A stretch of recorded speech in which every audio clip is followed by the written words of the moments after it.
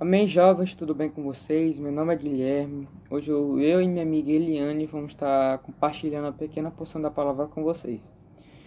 Bom, hoje o tema geral é Nadando contra a Maré. Tem com quatro subtítulos. Eu vou estar dando dois e Eliane vai estar dando os outros dois. O primeiro título é Honestidade. Queria ler uma história com vocês que tem aqui, que fala sobre duas amigas, Ângela e Sandra. Ângela, ela tinha uma prova junto com Sandra, e Ângela tinha estudado e tudo que ela estudou caiu nessa prova. E já Sandra, ela não estudou. Na hora da prova, uma sentou do lado da outra, e no meio da prova ali, Sandra, ela pediu cola, né, para Ângela. E Ângela disse que ela não podia dar, porque aquilo não era certo. E Sandra, né, eu queria ler um trechinho que diz aqui, que Sandra disse: mas todo mundo faz, quem é você, Ângela? A Santinha? E o professor gritou: silêncio, né? A gente vê, né, que a nossa honestidade, ela não pode ser vendida por qualquer coisa, né? Honestidade não é uma coisa que é vendida ali no mercado, né? A honestidade, ela para ela ser gerada, ela tem que ser construída uma vida todinha, né? E honestidade, né? Eu tô com o dicionário aberto. Honestidade significa ter retidão, ter sinceridade.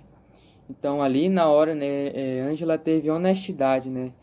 E eu queria ler um provérbio que diz assim: mais vale o bom nome do que as muitas riquezas, e o ser estimado é melhor do que a prata e que o ouro. Provérbios 22:1. Bom, foi o que eu disse, né? Honestidade, ela não pode ser comprada com prata e com ouro, nem é que diz em Provérbios. Honestidade, ela tem que ser gerada uma vida todinha, que nem eu disse, presta atenção. Honestidade tem que ser gerada a vida todinha para a gente ter ela, né? Eu queria ler outro versículo que está em João 15, versículo 5. Diz assim: eu sou a videira verdadeira, vós sois os ramos. Quem permanece em mim e eu nele esse dá muito fruto, porque sem mim nada podeis fazer. Eu queria perguntar a você, né? É possível alguém realmente ter uma boa reputação sem Cristo? Fica uma pergunta para você.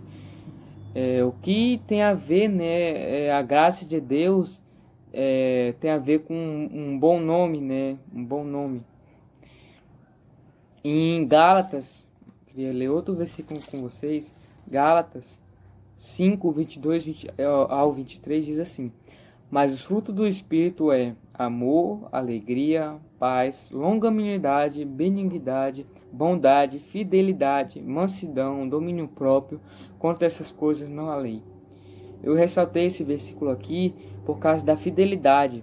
Fidelidade não se pode ter sem honestidade. E sem honestidade a gente não pode ter fidelidade ao Senhor. Então é isso aí. A Eliane vai falar um pouco mais sobre fidelidade. Oi, gente! Então, é isso aí. Segundo o tópico, né, ele fala sobre fidelidade. Fidelidade, isso mesmo. É uma palavra que você consegue encontrar pouco nas pessoas. Se você parar para pensar, dentre todas as pessoas que você conhece, eu acho que você conta nos dedos quem você realmente pode falar assim, não, essa pessoa é confiável, essa eu coloco a mão no fogo, né? Essa aqui eu posso contar a minha vida inteira, posso contar meus segredos, que eu sei que eu posso confiar. De todas as pessoas que nós conhecemos, se a gente for colocar uma lista de quem realmente é confiável, a gente conta nos dedos, né? Então, a questão da fidelidade como o Guilherme diz, né, ela está relacionada à integridade. A integridade é algo que você conquista, assim como a fidelidade. Não é algo, como ele disse, você vai ali no mercado e compra.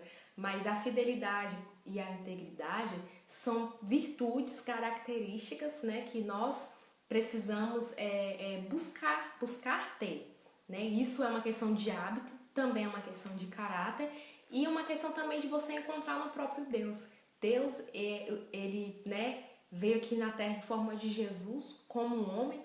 E Jesus, ele foi esse que foi fiel e que foi um homem íntegro diante de Deus, que cumpriu toda a justiça de Deus como um homem. Olha só o que fala Provérbios, capítulo 28, versículo 20. O homem fiel será acumulado de bênçãos, mas o que se apressa a enriquecer não passará sem castigo, né? Aí ele fala que o homem fiel será acumulado de bênçãos. Hoje, talvez no mundo atual, hoje, a gente vê que quando fala sobre integridade ou fidelidade, é como se fosse algo ultrapassado, né? Tipo assim, a Bíblia fala sobre fidelidade como se fosse algo ultrapassado. Mas não é, né? Hoje a gente vê as pessoas tentando conquistar o que elas querem, né? Suas metas, seus objetivos, sem ser fiéis, né? E vendendo a sua integridade para conseguir aquilo que quer.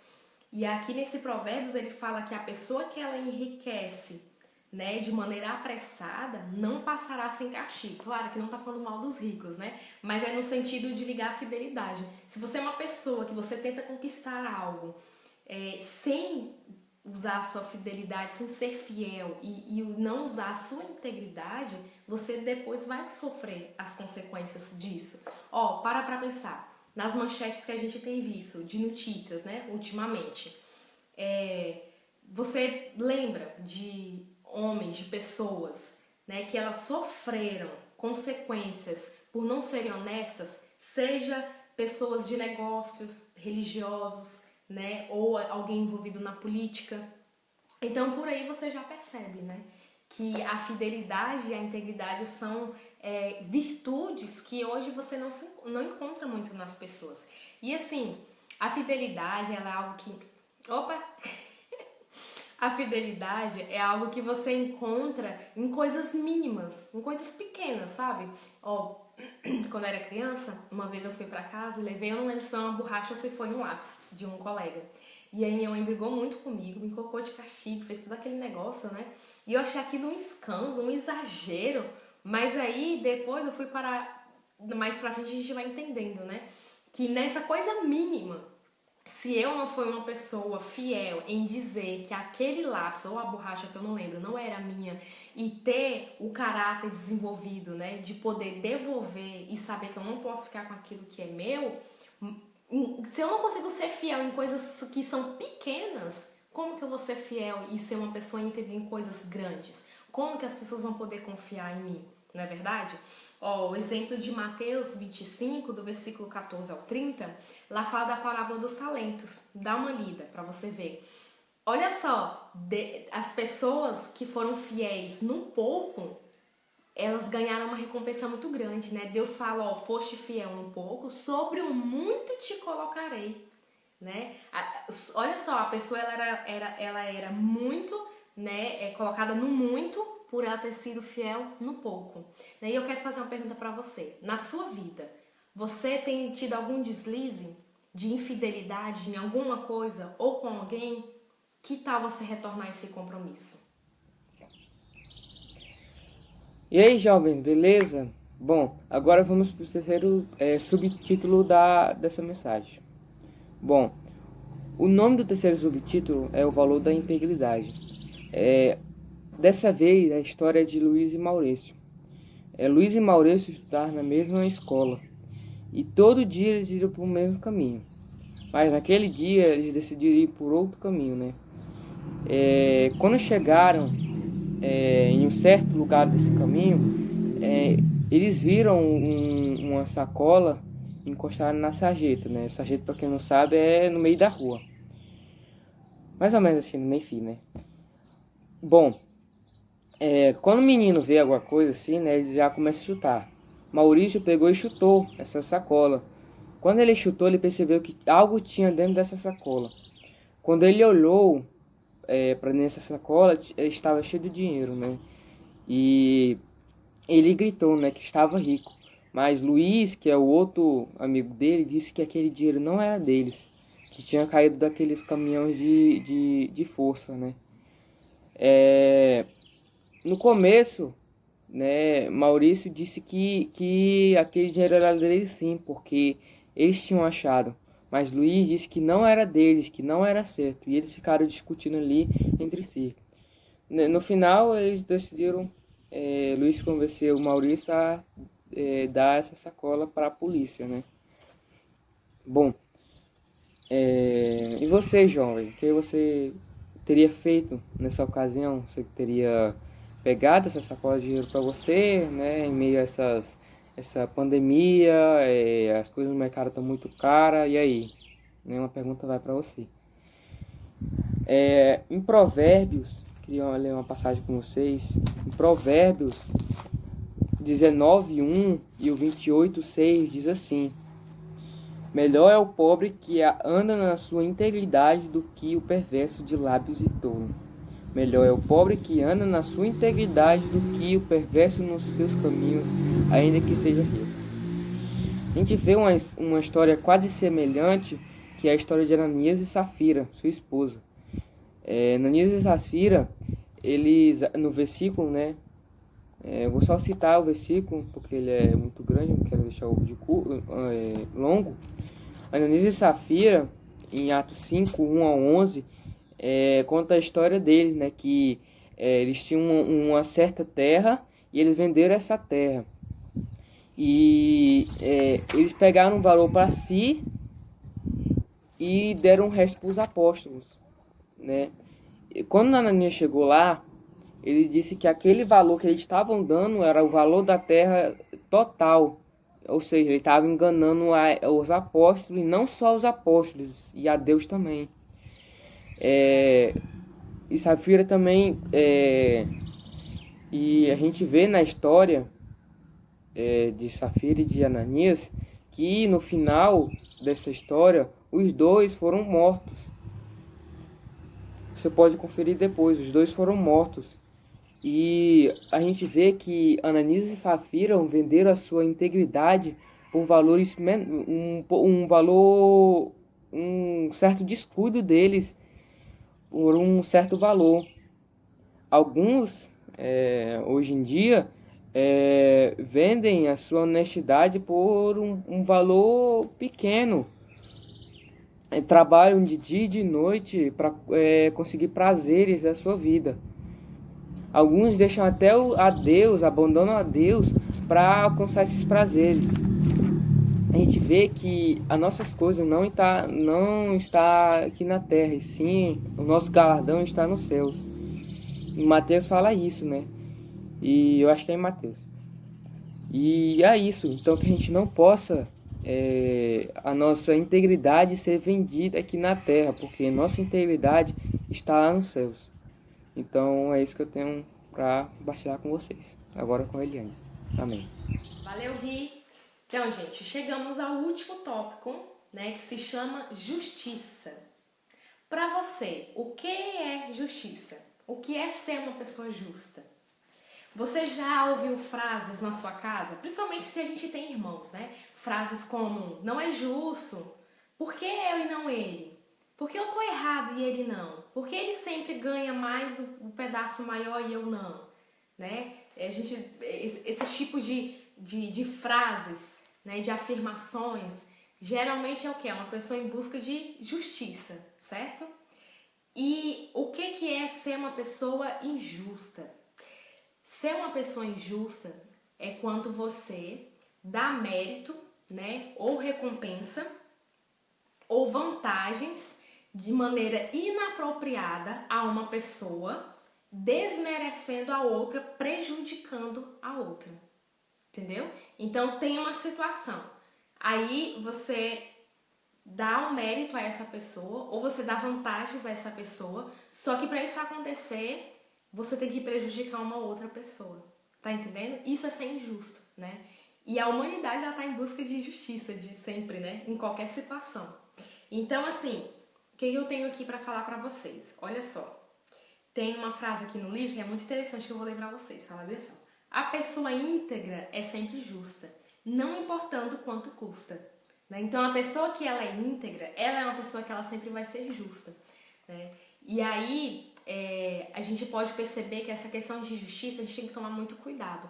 Porque a justiça ela não pode ser feita de acordo com os meus padrões, que eu tenho uma lista né? E aí eu tento ser fiel nessa lista para que eu possa ser justa, né? A justiça não é isso. Você precisa dar mérito e dar recompensas ou fazer aquela pessoa merecer algo, mas sem prejudicar a outra. Aí você vai estar sendo justo, né? E olha só, o exemplo da história de Abraão e Ló, em Gênesis capítulo 3. Dá uma lida nessa história. E aí, Abraão foi justo? Ló foi justo? Dá uma olhada nessa história. Resumindo aqui, Abraão vivia com Ló. E aí, Abraão era muito rico. E chegou um momento que Ló também começou a se enriquecer muito. E os pastores dos rebanhos de Abraão começaram a brigar com os pastores do rebanho de Ló. E também eles estavam com muito gado, com muitos rebanhos, então não dava para eles continuarem morando junto na mesma terra. Então Abraão sugere a Ló para que eles possam se separar. E aí Abraão dá o direito para poder Ló escolher o lugar que ele quer. E aí Ló foi muito esperto. Ele pegou o melhor lugar, que tinha uma planície, um lugar muito bom, muito fértil, e ele foi para lá. Por que Abraão fez isso? Ele deixou Ló escolher e ele falou, ó, se você for para a direita, eu vou para a esquerda. Se você for para a esquerda, eu vou para a direita. Ló, como teve o direito de escolher, obviamente que ele escolheu aquilo que aos olhos dele era melhor. E o que sobrou foi o que Abraão ficou. Mas no final das contas, gente, o lugar que Ló escolheu, que aparentemente era o melhor lugar, depois foi destruído, que foi Sodoma e Gomorra, né? Foi destruído, virou um caos, a família dele foi destruída, a esposa virou uma estátua de sal, enfim, foi toda uma confusão, né? Abraão teve que salvar Ló, né, em uma dessas vezes, porque ele foi sido cativo antes de Deus destruir a cidade. Então, assim, e Abraão é muito interessante, porque assim, Abraão ele escolheu confiar em Deus, porque ele pensou assim, Deus vai me dar aquilo que é justo para mim, né? Então, quando nós somos pessoas fiéis e íntegras, nós também somos pessoas justas, que praticam a justiça. E a injustiça está muito associada ao preconceito, está associado ao egoísmo, a você pensar só em si mesmo, ou a você condenar as pessoas, achar quem merece e quem não merece. Quer ver? Vou te fazer aqui uma pergunta. Tem alguém na sua vida, seja no ambiente de trabalho, na faculdade, na família, não sei, que você rejeita? Por quê? Você rejeita essa pessoa? Por que você evita de conversar ou de ver essa pessoa? Provavelmente algum tipo de preconceito que você tem em relação a ela. Ou o jeito dela ser, ou o jeito dela falar, ou por você achar que ela não merece a sua amizade, enfim. Então, a injustiça, ela está sempre associada com o preconceito e o egoísmo. Então, a gente tem que tomar muito cuidado com isso. Então, eu quero dar uma tarefa para você. Pensa em alguém que você rejeita e pensa o porquê e tenta reverter essa situação. Porque se a gente for parar para pensar, não foi justo Jesus morrer na cruz. Era para eu e você ter morrido. E Jesus, ele olhou para nós e praticou a justiça em nosso lugar. Até a próxima.